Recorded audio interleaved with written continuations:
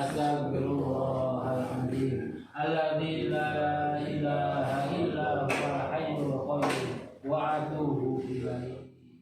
Momen pernikahan seorang pemuda asal Garut, Jawa Barat ini menjadi perhatian publik lantaran pengantin pria dijaga ketat dua anggota kepolisian dari unit Reskrim Polsek Tarogong Kidul, Garut.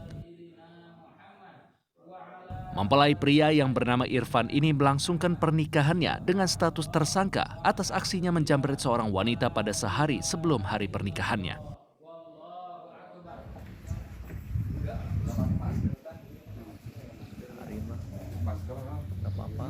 Usai menikah, ia pun langsung diangkut kembali ke dalam tahanan untuk menjalani proses hukum. Betul, jadi sudah dimasukkan dulu, sudah diamankan oleh kami. Kemudian dari pihak keluarga memohon untuk melaksanakan pernikahan di KUA Kecamatan. Pelakunya yang mana, Dan? Pelakunya yang berinisial IF. Setelah yang residivis itu ya, Dan? Ya, betul. Irfan melakukan aksi penjamretan bersama dengan rekannya yang bernama Rifki di sekitar kampus Universitas Garut. Ironis, setelah menikah bukannya hidup bersama sang istri, malah sama Rifki dan dibalik jeruji besi. Dari Garut, Jawa Barat, Idrus Andriawan untuk CSI RTV.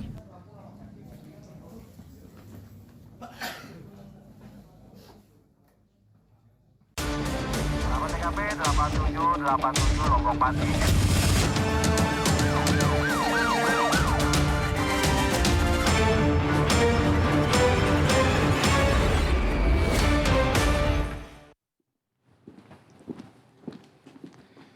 Halo, selamat malam sahabat RTV. Kembali berjumpa dalam CSI Catatan Seputar Investigasi.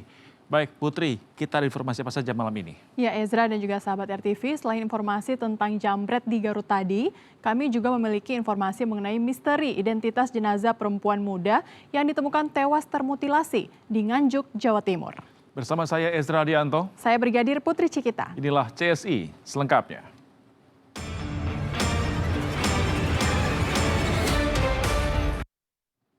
Warga Nganjuk, Jawa Timur dibuat geger atas penemuan mayat perempuan yang tewas termutilasi. Polisi memastikan bahwa perempuan tersebut merupakan korban pembunuhan.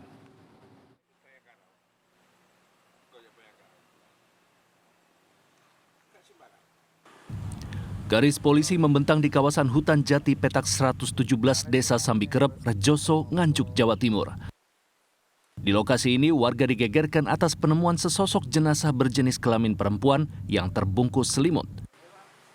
Saat ditemukan, kondisinya sangat mengenaskan dengan beberapa bagian tubuh yang tak utuh. Yang diputus pergelangan tangan kanan sama kiri. Sama wajahnya dirusak. Bapak kenal Pak dengan wajah korban? Ya enggak kenal saya. Tidak kenal. Kondisinya pakai baju atau telanjang bulat, telanjang bulat. Dari hasil otopsi sementara, dokter menduga korban dibunuh dengan cara dihantam dengan benda tumpul dan juga dicekik. Hingga kini, polisi masih berupaya untuk mencari identitas korban. Dari Nganjuk, Jawa Timur, Agus Supriyanto untuk CSI RTV. Sahabat, teka-teki BBM tercampur air di salah satu SPBU di Kota Bekasi, Jawa Barat akhirnya terjawab. Kepolisian Metro Bekasi Kota menangkap 2 sopir truk tangki dan seorang satpam. Ketiganya berkomplotan mengurangi BBM yang diantarkan dan menggantinya dengan air. Setelah viral puluhan kendaraan roda 2 dan roda 4 mati mesin lantaran mengisi pertalite campur air, tim Satreskrim Polres Metro Bekasi Kota akhirnya berhasil mengungkap 3 dalang di balik semuanya. SPBU yang terletak di Jalan Insinyur Haji Juanda, Bekasi Selatan, Kota Bekasi ini rupanya diakali oleh seorang supir truk tangki bernama Nana Nasrudin, beserta kernetnya Apip dan Engkos Kosasi, seorang security SPBU Desa Klari di wilayah Karawang, Jawa Barat. Modus para tersangka adalah menurunkan dan menjual sebagian isi tangki yang hendak dikirim ke SPBU Bekasi ke SPBU Kabupaten Karawang sebesar 14 juta rupiah. Jadi modus operandi, para pelaku menawarkan minyak BBM jenis Pertalite sebanyak 1.800 liter dengan kepada oknum security pada SPBU tersebut dengan uang sebesar 14 juta rupiah. Dari para tersangka turut diamankan sejumlah barang bukti, yakni selang dan pipa sedot yang digunakan untuk mencampur air ke dalam tangki Pertalite. Ketiga tersangka kini terancam hukuman hingga 6 tahun penjara. Dari Bekasi, Jawa Barat, Hashim Adnan untuk CSI RTV. Seorang pemuda nekat mencuri tas saat tengah menjalankan sholat berjamaah di Masjid Al-Amin, Surabaya, Jawa Timur. Pelaku berpura-pura ikut sholat, namun saat seluruh jemaah sujud, pelaku langsung kabur membawa tas curiannya.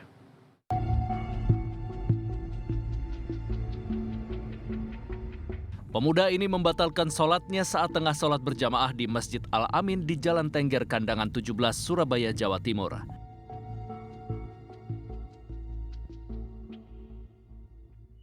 Namun tak berselang lama, ia masuk kembali ke dalam masjid dan langsung memeriksa sebuah tas yang diletakkan di jendela masjid di belakang barisan jamaah.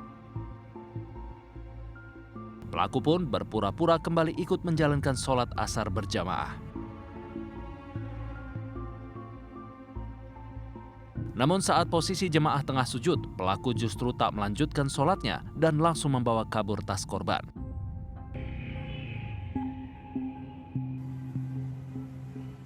Sebelum kejadian, pelaku sempat masuk ke dalam toilet dan terlihat mondar-mandir keluar masuk masjid.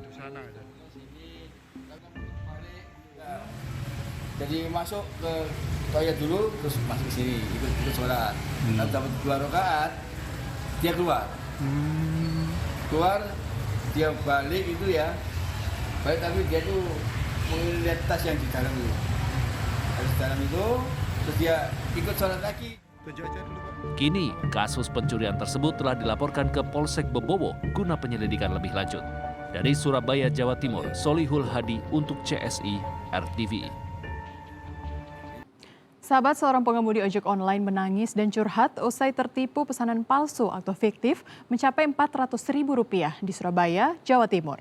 Informasi lengkapnya akan kami sajikan dalam deretan berita kriminal viral dalam Miss Binal Jangan Miss Berita Kriminal.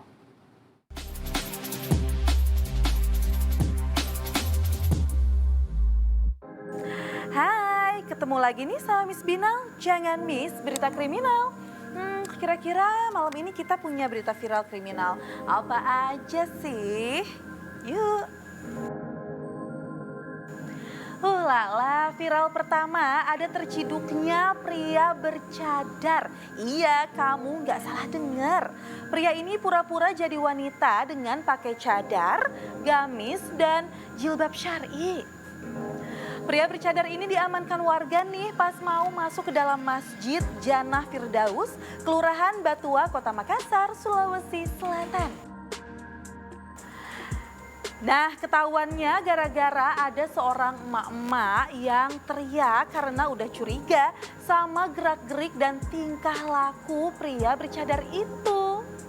Pengurus masjid dan warga pun langsung tanya-tanya tuh ke pelaku. Bener kan gelagapan?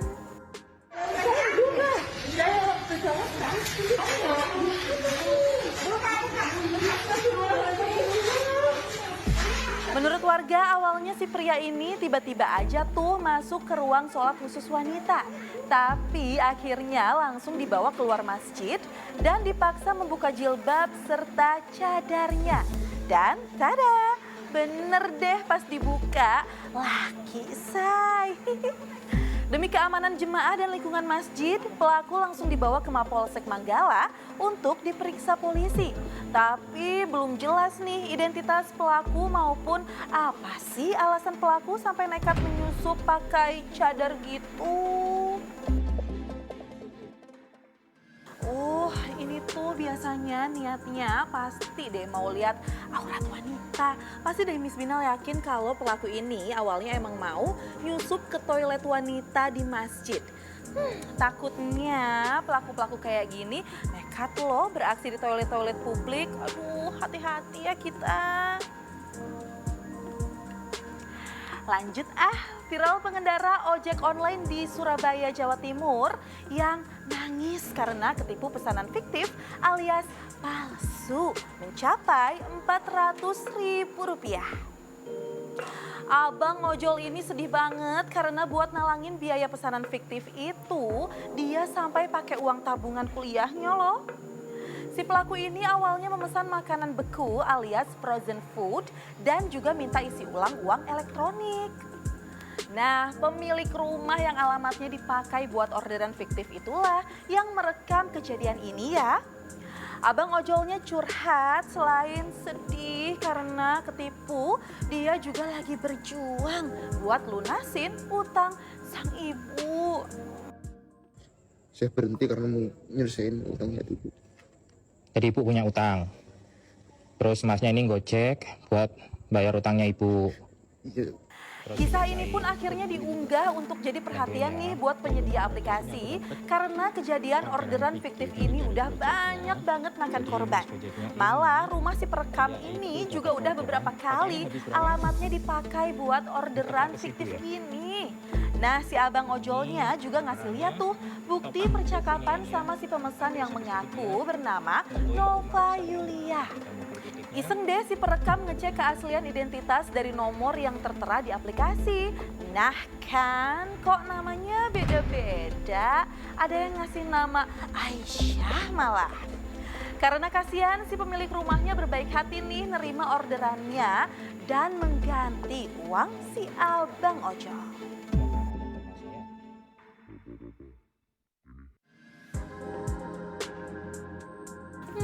Mbak-mbak yang ngakunya Nova Yulia tapi katanya Aisyah juga.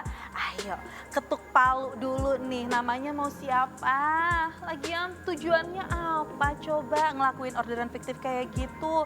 Tahu nggak sih apa yang kamu lakuin itu? Jahat. Terakhir ya, kamunya jangan tidur dulu.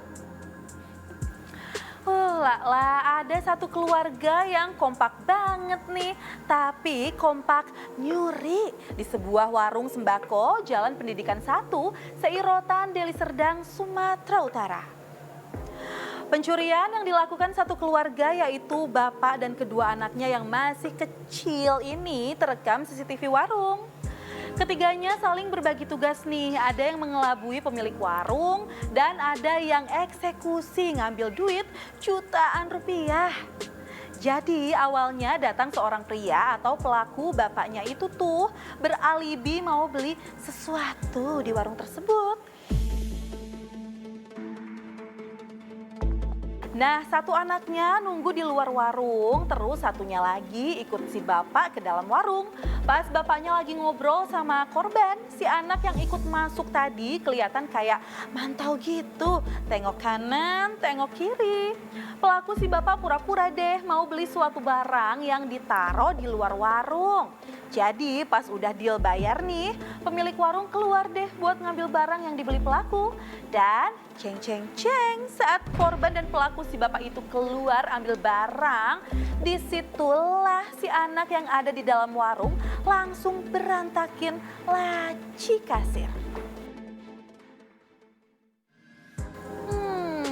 Dari info yang Miss Binal baca, si korban ini rugi sampai 4 juta rupiah loh. Aduh, miris banget sih. Bapak, itu kenapa coba? Anaknya dibawa nyuri, diajarin nyuri. Waduh, sejahat-jahatnya orang kayaknya nggak ada deh orang tua yang mau anaknya jadi penjahat juga. Nah, pesan Miss Binal selalu waspada ya dimanapun kamu berada.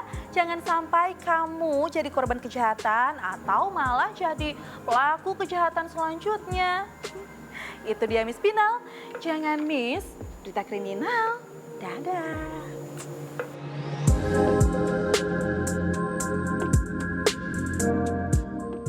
Sahabat, diduga pengemudi hilang kendali, sebuah mobil minibus menabrak pengendara sepeda motor hingga meninggal dunia. Jessi akan segera kembali sesaat lagi.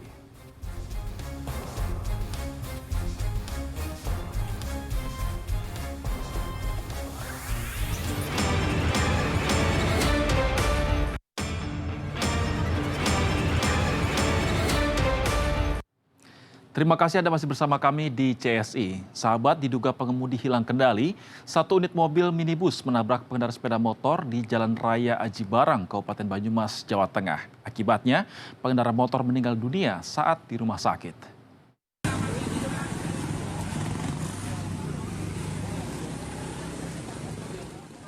Kecelakaan yang melibatkan sepeda motor dan mobil minibus terjadi di Jalan yang Menikung, Desa Ciberung, Kecamatan Aji Barang, Kabupaten Banyumas, Jawa Tengah. Kecelakaan ini menyebabkan mobil minibus terjun ke jurang sedalam 5 meter, sedangkan motor rusak parah. Sebelumnya kecelakaan bermula saat sepeda motor yang dikendarai Edi Susanto melaju dari arah Aji Barang. Tepat di lokasi kejadian, mobil minibus dari arah Jakarta mencoba mendahului kendaraan di depannya. Naas, di saat bersamaan korban melaju dari arah berlawanan dan diduga membuat pengemudi hilang kendali hingga tabrakan pun tak dapat terhindarkan. Korban yang menderita luka parah kemudian dilarikan ke rumah sakit, namun nyawanya tak tertolong. Pengendara motor kondisinya seperti apa?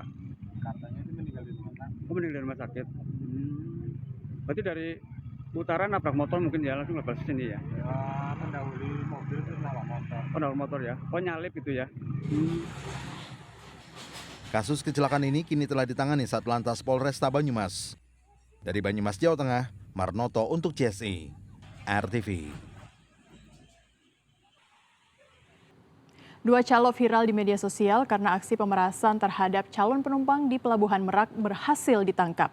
Kedua pelaku mengaku sudah 3 bulan menjalankan aksinya di sekitar pelabuhan.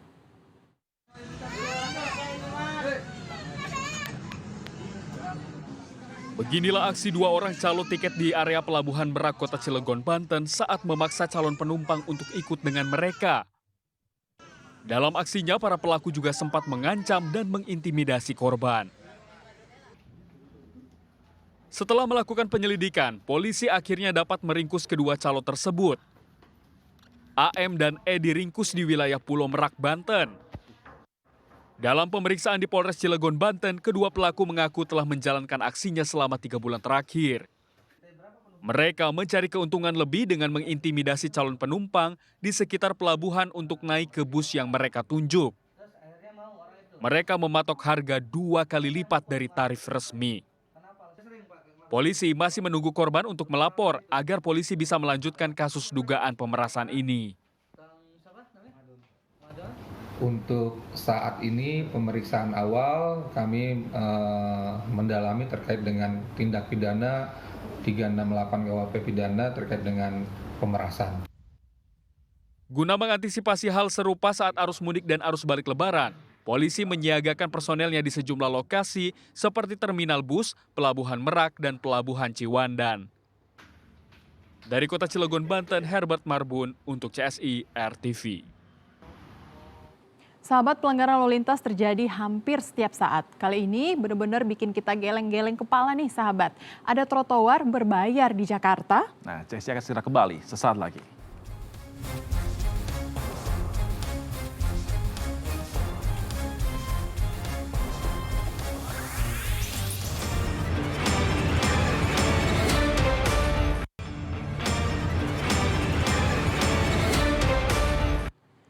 Sahabat, pelanggaran lalu lintas terjadi hampir setiap hari. Dan kali ini pelanggaran lalu lintas apa yang sudah terekam? Mari kita lihat bersama-sama. Di Jakarta semua bisa jadi uang, jasa masuk trotoar. Ini merupakan video pelanggaran lalu lintas ya. Kalau dilihat di sini, ini kan trotoar ya sahabat. Wah, masuk trotoar dan berbayar begitu. Jelas-jelas ini merupakan pelanggaran lalu lintas. Jadi ini loh. Mas-mas ogah ini tuh bisa dikenakan sanksi berupa denda ataupun kurungan pidana penjara sahabat. Nah, trotoar pun merupakan hak daripada para pengguna jalan kaki.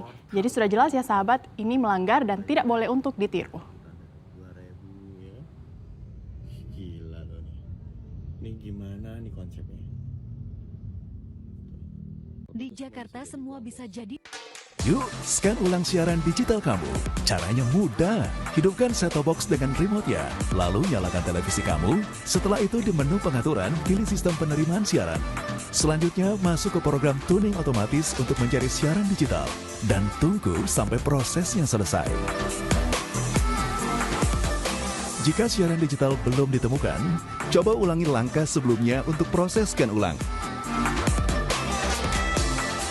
Atau pilih manual scan dan masukkan kode UHF sesuai kota masing-masing. Ayo, scan ulang siaran digital kamu sekarang. Jika ada kendala siaran RTV, hubungi semua sosial media atau website RTV. Sahabat, kita tiba di ujung acara, tapi jangan lupa tetap saksikan CSI layar televisi Anda pukul 00 waktu Indonesia Barat. Saya Ezra Dianto. Saya Brigadir Putri Cikita. Selalu ingat ya sahabat, jangan berbuat jahat karena tidak ada kejahatan yang sempurna dan pasti akan terungkap. Sampai jumpa.